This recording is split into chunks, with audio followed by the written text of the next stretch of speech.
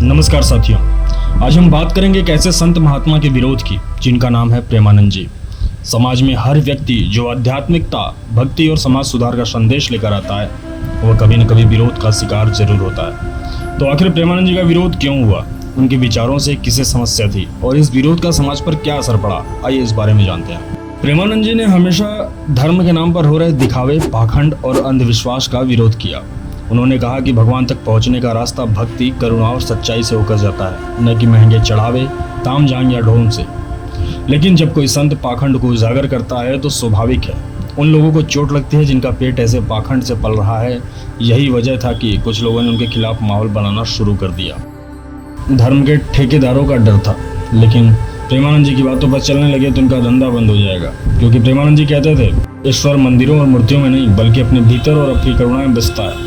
यह विचार उन लोग को नागवार गुजरा जो धर्म का व्यापार बना चुके थे। नतीजा यह हुआ कि मंचों पर, अखबारों में और गांव-गांव तक उनके खिलाफ अफवाहें फैलाई जाने लगी।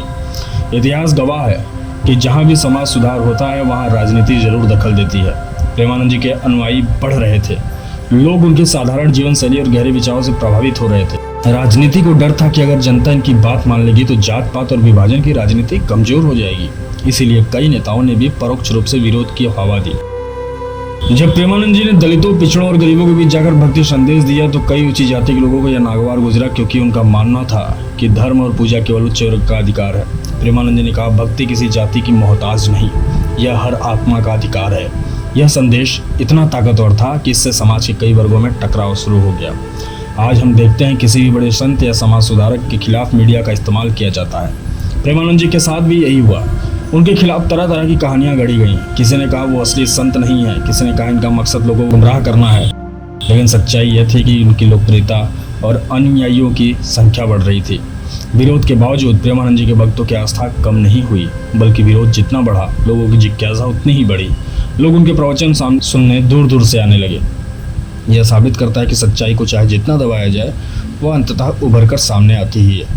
महात्मा कबीर, गुरु नानक, स्वामी विवेकानंद, संत रविदास, इन सभी ने भी अपने समय में विरोध झेला, लेकिन समय बीतने के साथ इन्हीं संतों के विचार समाज की नींव बने।